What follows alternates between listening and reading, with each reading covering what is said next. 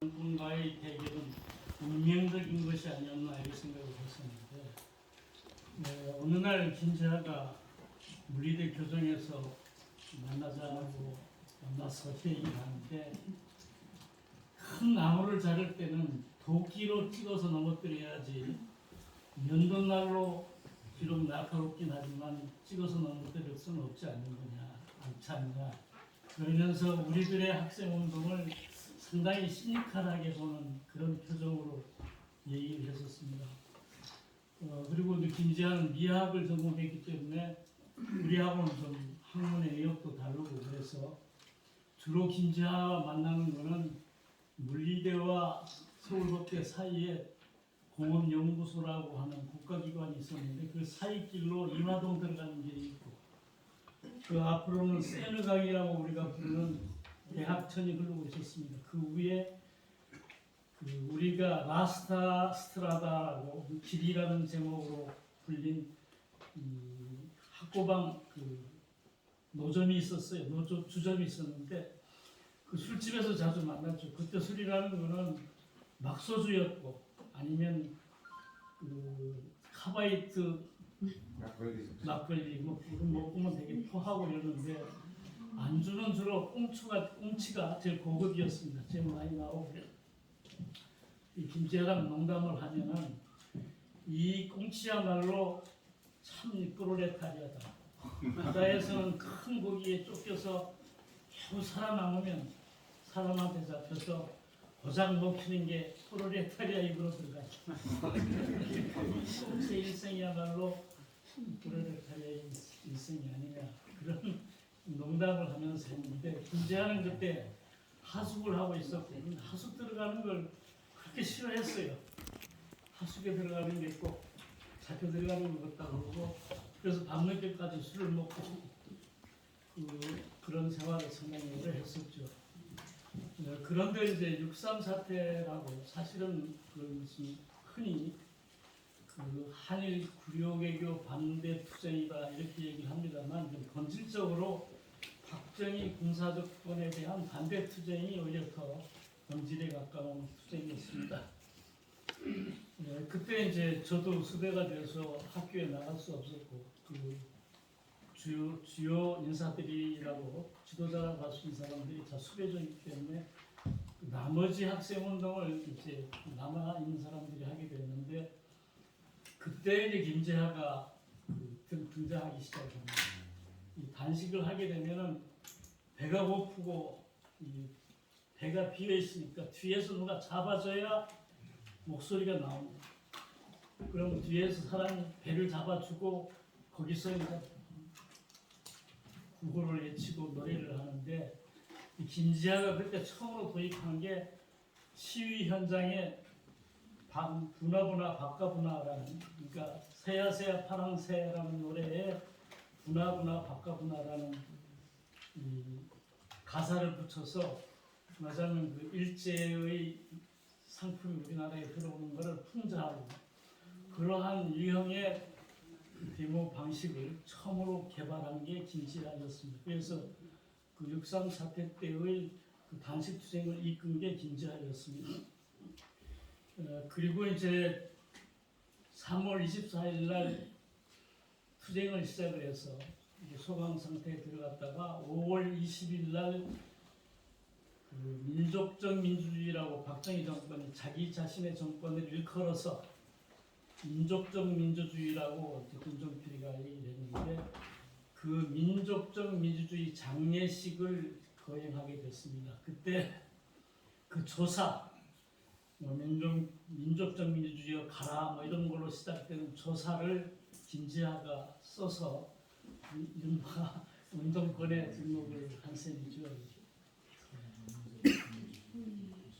그러나 이제 사실은 김재하가 제가 기억하는 것은 그런 어두운 낭만과, 그리고 이제 사실은 김재하를 만나면 지겹고, 헤어지면 그리웠고 그런 사람이었습니다.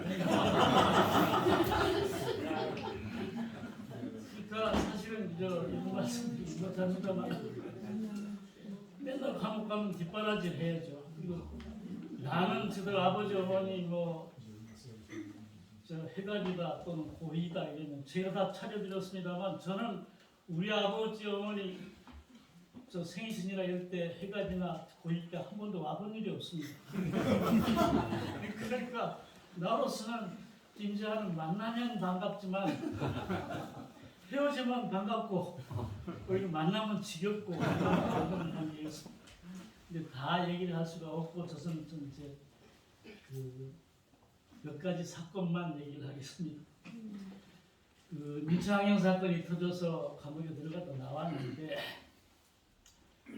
나와서 굉장히 저 혼자 많이 돌아쳤습니다. 뭐 김대중이도 만나고 뭐 이렇게 돌아다녔는데 아마 지금 아까 이구영 선생이 얘기하는 동아일보에 3회에 걸쳐서 옥중기도 쓰고 뭐 이렇게 돌아다녔는데 그렇게 하다가 75년 2월 3월 13일에 자기 처갓집에서 원주로 자기 집으로 가다가 정릉천 다리 위에서 체포돼가지고 중앙정보부에 연행이 됐고 근데 다행히 그거를 김한림 선생이라는 분이 봤어요. 김지아가 연행됐다 해서 즉각 알게 됐습니다. 그리고 김지아는 이제 바로 연행이 돼가고 중앙정보부는 한편으로는 원주 집에 가서 김지아 집을 덧떠서 압수해가고 그 얘기도 저도 바로 들었습니다. 그래서 저도 뒤따라가서 원주에 가서 아직 미처 중앙정보부가 압수해가지 못한 물건들 중에 이것저것을 챙겨서 제가 가지고 오게 되었습니다. 그 중에 타는 목마름으로라는 시도 있었습니다. 그리고 자기 옥중에서 쓴 일기 뭐 이런 것들 속에 있었는데 그래서 저는 이제 그런 그때서부터 이제 김지아 뒷바라지를 하게 되게 됐는데 공소장에 적시된 이제 그 혐의 내용은 자기가 옥중에서 쓴 수첩에 장일담과 말뚝이라는 제목의 시작 또는 극작 구상을 메모를 말뚝이 이때 가서 무슨 뭐 양반놈의 머리를 치다 이렇게 돼 있는 이런 구상이죠. 그런 메모를 해놓은 거. 그리고 이제 지금 그 동아일보에 발표한 것 중에 인혁당 관련 발언. 그때 이제 박정희 정권으로서는 인혁당 사건에 대해서 언급하는 게 아킬레스 건이었습니다. 왜냐하면 자기네들이 가장 치명적인 부분인데 이걸 김지하가 건드리기 시작하니까 저 생각에도 김지하를 격리시키지 않으면 이 문제가 굉장히 우리를 괴롭힐 것이다 라고 생각을 한 게 아니었던가 싶습니다. 이렇게 발언한 것 등이 반국가단체에 대한 찬양, 혐오, 동조 행위이며 그리고 이제 집에 몇 권의 좌익서적을 가지고 있었는데 이것이 반국가단체를 찬양, 혐오, 동조할 목적으로 표현물을 은닉 복원한 행위로 방공법 4조를 적용했습니다. 아마 분명한 것은 인혁당 사건에 대해서 조작이라는 발언을 봉쇄하는 게 제 목적이 아니었던가 하는 생각이 들고 그리고 이제 김지아를 잡아 넣었는데 상당히 김지아 그전에도 여러 번 감옥 갔습니다. 그래서 별로 어렵지 않게 감옥 생활을 낭만적으로 했는데 김지아 자신이 느낄 정도로 아주 폐쇄적으로 감옥을 만들었습니다. 김지아 면회가 안 되는 건 물론이고 그 책 차입도 안 되고 심지어는 성경 차입도 안 시킬 정도로 아주 엄격했어요. 그러니까 뭔가 김지아도 이상한 낌새 같은 것 쳐서 보통 감옥 생활하고는 많이 다르다 이런 생각을 했고 그리고 이제 그 공소장 내용에 보면은 빈곤과 질병으로 인한 열등감과 좌절감 때문에 공산주의자가 되었다. 김지아가 카톨릭에 침투한 공산주의자로서 민주주의를 위장해서 음험하고 교활한 음모자다. 이렇게 공소장 내용이 이렇게 되어 있습니다. 그런 가운데 4월 9일 날 인혁당 관련자 8명이 전격으로 처형됩니다. 그러니까 이제 더 진짜 저도 그랬습니다. 내 친구 김지아를 잃는 게 아닌가. 어쩌면 김지아가 죽을지 모르겠다는 생각을, 저뿐만 아니라 김지아 어머니도 그렇게 생각을 했고, 이걸 어떻게든 김지아를 살려야 된다는 게 우리 제1차 과제 같은 그런 게 됐습니다. 그런데다가 또 최명부라는 사람이 검사였는데, 이 사람이 공소장 변경을 했어요. 공소장 변경이라는 건 공소 사실을 변경하고 난 뒤에 사실이 달라져야 변경을 할 수 있는 건데, 이거는 공소 사실은 그대로 놔두고 적용 법률만 첨가한 그런 공소장 변경을 했습니다. 다시 말하면 방공법 4조는 최고형이 7년에 처할 수 있다고 되어 있는 것을 그 예조항으로 누범의 경우에는 사형에 처할 수 있다는 조항으로 바꿨어요. 그러니까 더욱 저는 얘들이 김지아를 죽이려고 그런다라는 느낌을 가질 수밖에 없고, 그때 이제 최명부라는 사람이 서울대학교를 나오고 서울대에 나와서 그 이수인 교수라는 사람하고 동창이에요. 그래서 제가 대구로 이수인 교수를 찾아 내려가서 진짜 이수인한테 한번 좀 네 친구 최명부한테 물어봐달라. 진짜 김지아를 죽일 작정이냐 아니냐. 그때 이제 우리 시대의 의협이라고 하는 박연배 같은 사람은 저한테 와서 나 김지아 새끼 죽는 거 못 본다. 만약 그렇게 될 것 같으면 파업하자. 뭐 이런 계획을 하고, 내가 좀 퇴직금 받은 게 좀 있는데 그거 써도 좋아. 이런 식으로 그때 뭐 그런 정도로 생명의 위협을 느끼고 있었어요. 그러니까 이걸 어떻게 넘길 수 있냐. 일차적으로 재판을 속전속결로 하려고 그러는 거를 어떻게든 재판을 끊어야 되겠다라는 생각이 있어요. 또 그럼 어떻게 끊느냐. 근데 마침 그때 재판장이 권종근이라고 인혁당 사건, 고전 민치학년 사건 때 인혁당 사건을 재판한 심판관이었어요. 그래서 그 사람이 이제 지금 재판장이니까 이 사람이 말하자면 공정한 재판, 자기가 인혁당 사건에 사형을 다 매긴 사람인데 이 사람이 공정한, 이게 잘못됐다고 얘기하는 김지아에 대해서 공정한 재판을 할 수 없으니 기피해야 되겠다 이래서 변호사들하고 상의를 했는데, 그때는 기피 신청이라는 사례도 상당히 힘들 뿐만 아니라 아주 엄혹한 시기여서 변호사들이 내 입으로는 못하겠다. 아주 훌륭한 변호사들임에도 불구하고 자신이 없어 하더라고요. 그래서 할 수 없이 감옥에 김지아한테 네가 네 입으로 할 수밖에 없겠다. 기피 신청. 그래서 이제 그 5월 19일 날 첫 재판이 열렸는데, 김지아 하나를 이제 묶어가지고 나오는 걸 개호라 그럽니다. 개호하는 사람이 20여 명이 붙고 겹겹이 에워싸고 뭐 이래서 법정에 들어왔는데, 김지아 나중에 표현에 의하면 법정에 칼이 섰었다 이렇게 얘기할 정도로, 그 김지아 자신도 또 한 번도 얘들이 나를 죽일지 모른다라는 생각을 한번 했을 겁니다. 근데 이제 그 전에 김지아가 중앙정부 연행될 때 김지아가 좀 그런 성격이 있습니다. 자꾸 그 고문하는 경찰관이나 이런 사람들이 네가 카톨릭에 침투한 공산주의자 아니냐, 그걸 자신 스스로 써라, 자꾸 신경이 하다. 그래 써줄게 이래가지고 그걸 씁니다. 나는 가난과 질병으로 이 사회에 염증을 느끼고 이 사회를 어떻게 하면 변혁할까 꿈꾸다가 공산주의에 물들게 됐고, 뭐 그 일환으로 내가 뭐 이렇게 했다라고 자필주를 써요. 그게 카톨릭에 침투한 공산주의자라는 제목으로, 큰 제목은 김지아 방공법 위반 사건의 진상이다. 이래가지고 노란 표지의 책자를 수만 원을 찍어서 전 세계에 있는 대사관에 돌리고 국내에도 많이 돌렸습니다. 그러니까 이제 우리로서는 두 가지, 하나는 시간을 끄는 문제하고 또 하나는 내 손으로 쓴 자필주술서를 어떻게 번복하느냐 하는 문제죠.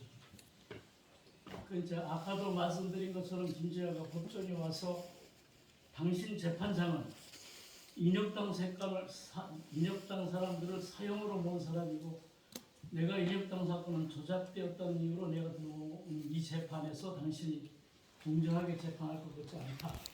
난 당신을 기피한다라고 하니까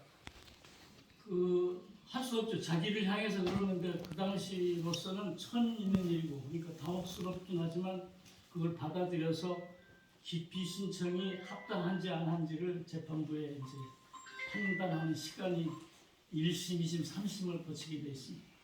그래서 시간을 벌었어요. 말하자면 이제 위기는 일단 하나 넘겼다. 이제 그래서 일단 내일모레 죽을 것 같다. 인혁당 사람들처럼 처형을 하거나 재판이 속전속결 이럴 가능성은 없어졌으니까 넘어갔는데, 그 다음 또 다른 하나는 내가 내 손으로선 공산주의자라고 하도록 이걸 어떻게 번복하느냐, 이 생각이 단계 이제 양심선언 생각입니다. 그래서 이 부분을 이제 감옥 안에 김지하고 박해 이제 마침 그때 조영래라는 친구는 이 서대문의 백년사 밑에 조그만 집을 하나 얻어가지고 부인 이옥경이라는 여자하고 같이 살고 있었고, 그때 평일이라는 아들도 나 있었어요. 그리고 또 한편으로는 이제 김근태라는 친구도 수배 중에서, 저는 그걸 옛날 나중에 우리 YS 정부 때 상무부 장관을 한 이계희 동생 이계한의 미술대학을 나왔습니다. 풍문여고 선생을 했어요. 그 집에 가지고 놔두고 또 손학규도 도망다니고 이제 이걸 저는 그 사람들이 다 돌봐야 되는, 일거리를 얻어주거나 아니면 생활비를 지출해야 되는 그런, 특히 김근태 같은 경우에는 8평짜리 아파트에 혼자 사는, 여자가 혼자 사는 아파트에가 숨겨놨는데, 이 아파트가 그 안에 변소가 없고 나중에 합동 변소로 밖에 나와가지고 1호, 2호, 3호 이렇게 변소가 따로 되어 있는. 그러니까 낮에는 주로 요강에다가 받아가지고 나중에 선생님이 와서 그분이 와서 그걸 치워주고 이렇게 하면서 살아가게 됐습니다. 그래서 이제 생각한 게 아까 말씀드린 것처럼 양심선언인데, 김지하의 양심선언은 지금 앞서 말씀드린 공소사실을 어떻게 번복시키느냐, 뒤집느냐는 문제인데, 그거를 이제 여러 번 반복을 했습니다. 밖에 있는 김지하가 제일 잘하니까, 공소사실을 또 잘 알고 증거도 제일 잘 아니까 말뚝이나 뭐라 자기가 쓰면 그걸 밖에 저기 있습니다만 우리 전병용 씨를 통해서 나한테 보면 내가 저 형네한테 가서 주고, 그럼 차곡차곡 여러 번 반복을 해서 양심선언을 쓰게 됐습니다. 이 김지하가 이제 그거를 조영래가 썼다라고 나중에 발표했습니다만, 그건 조영래가 쓸 수 있는 게 아니고 김지하가 자기 공소장을 맞춰서 공소사실을 반박하는 걸 정리를 하고, 그거를 최종적으로 또는 정리한 게 조영래고, 또 저도 물론 많이 손을 봤습니다. 조영래라는 친구가 주로 쓰는 말 중에 벗들이라는 말을 많이 쓰는데, 나는 벗들이라는 말이 싫어서 그거를 자유를 사랑하는 세계인들에게 이렇게 바꾼다든지, 최종적으로 바꾼 건 제가 제일 많이 바꿨고, 그리고 이제 그걸 정리한 건 조영래가 정리를 했지만, 실제로 이제 모든 걸 다 쓴 거는 김지하죠. 그 양심선언 내용을 보면은 이런 게 있습니다. 자유와 정의를 사랑하는 모든 이들에게 이 길을 보낸다. 그리고 시작하는데, 첫머리에 분명히 말하거니와 이것이 나 개인에 대한 모략만이 아니라 우리들의 민주회복운동 체제와 사회정의 구현을 위해 투쟁하는 친구교회에 대한 중상 모략 소동의 일환이며, 특히 천주교 정의구현 4재단의 활동과 민주회복 국민회의 및 일체의 청년 학생운동을 용고론고로 압살하려는 대탄압의 예비 작업인 것이다 라고 설정을 하고, 네가 공산주의자입니다. 민주주의와 혁명과 폭력에 관하여 혁명적 종교의 꿈, 그 잔일단과 맞두게 대하여 나는 방공법을 위반했는데, 여기 잔일단이라는 건 옥중에서 나중에 나가서 작품으로 쓰려고 한 작품 구상이었습니다. 이게 나중에 소설 남의 아마 모티브가 여기에 있었을 거라고 저는 생각을 합니다. 그래서 하여튼 김재하는 그 상당히 열정적인 글로 모발이 끓어오르는 열정으로 자신의 입장과 진실을 토로했어요. 그리고 여기에다가 이제 자기 현실에 대한 비판도, 어제 오늘이 시작된 것이 아닌 이 지긋한 방공법 제4조의 상투적, 경강부회적, 무차별적, 모략적 적용이야말로 부패 특권의 압제 권력을 유지해온 최대 억압의 무기이다. 나는 이에 대하여 자유의 이름으로 머리부터 발끝까지 치떨리는 분노로 항의한다. 나는 나에게 들씌워진 이 더러운 질곡을 담원히 거부한다. 그리고 이제 그 폭력 문제에 대해서, 그러니까 이 잔일단과 말뚝에 나오는 폭력 혁명을 김재하가 모색하는 것으로 공소장에 적시했기 때문에 이거에 대한 총을 든 신부의 모습은 성스럽다. 떨리는 걸음으로 골고다로 가는 길을 찾아 헤매는 인간을 사랑하기 위해서 자신의 죄악까지도 각오하는, 그리하여 지옥 끝까지라도 가려 하는 그 처절한 사랑의 모습이 눈물겹도록 성스럽게 느껴진다. 비겁한 비폭력이 잔인한 폭력과 통하듯이 사랑의 폭력은 용기 있는 비폭력과 본질적으로 같은 것이라고 나는 믿는다. 라고 하면서 끝으로는 이렇게 말합니다. 우리는 무엇 때문에 싸워왔는가? 인간을 위해서이다. 자유롭고 해방된 인간, 신이 창조한 인간을 본래의 모습으로 회복하기 위해서이다. 우리 이 과제는 그 무엇보다도 우선하는 것이며 잠시도 멈출 수도 없는 것이다. 이 양심선을 쓸 때 마침 옆에 있던 학생 하나가 항소 이유서를 쓰는 죄수였어요. 그래서 그 사람한테 빌린 것으로 말은 맞추고, 그리고 실제로 필기 도구와 종이는 여기 전병영 씨가 제공을 해서 아침이면 그걸 도로 찾아오고, 이걸 수차례 반복을 해서 양심선언을 완수했어요. 근데 이때 그 소년수로 와서 복역하고 있던 김지아를 방에 밥도 넣어주고 청소도 하고, 소지라고 감옥에서는 그럽니다만은 전원영이라는 소년수가 있었습니다. 그 친구가 5월 22일 날 출소하려고 했는데, 그게 이제 그 양심선언을 전원영이라는 친구가 5월 22일 출소할 때 가지고 나와서 명동성당의 윤영준 신부한테 전하는 것으로 말을 맞춰 나갔죠. 실제로 이제 전원영이 출소하기 전에 김지아가 인척적 종이에 쓴 종이 뭉치 하나를 그 위에 이제 그 고기 2마리를 그려서 이제 오병이어라고 성경에 나오는 그거를 상징해서 그 2마리 고기를 그린 종이 뭉치를 전원영한테 줬습니다. 이제 너는 나가서 아무 소리 하지 말고 명동성당에 가서 윤영준 신부한테 전해라. 물론 그 안에 아무것도 안 들어있죠. 그냥 그렇게만 뒤에 썼다는 거죠. 서로 맞추기 위해서니까. 그렇게 해서 이제 양심선언이 완성이 됐는데,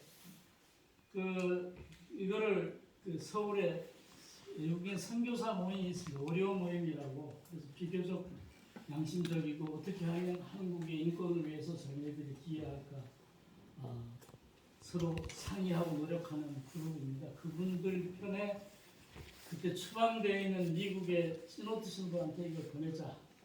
그럼 시노트 신부가 그걸 공개하는 것으로 처음에는 그렇게 생각을 했습니다. 그래서 실제로 가지고 나갔는데 김재하 어머니가 그걸 알았습니다. 아들 양심선언이 외국인 신부를 통해서 홍콩으로 출국하는 친구를 통해서 내보냈다. 가서 아직 출국하기 전이었는데 어머니 심정은 혹시 이게 잘못돼서 우리 아들이 더 빨리 더 확실하게 죽는 계기는 되지 않을까 싶어서 그 출국하는 친구한테 가서 찾아왔어요. 이제 그때 이제 그 우리나라에 수도원이 여러 개 있습니다만은 외관 수도원이 그 대수도원이라고 해서 에버트라 그 수장을 아빠스라고 그러는데 그 오도 하스라는 사람이 30대 수도원장이 됐어요.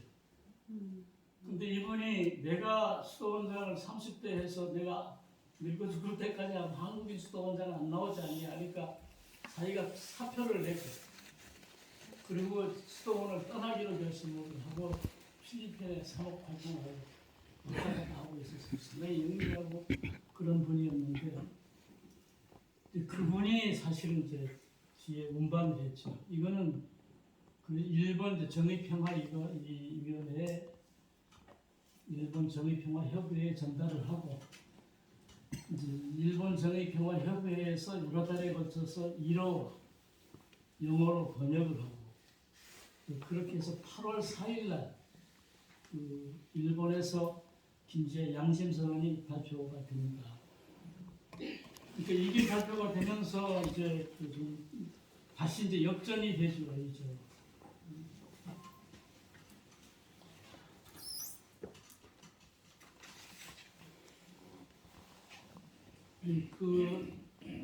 지금 아까도 말씀드린 그 그러는 사이에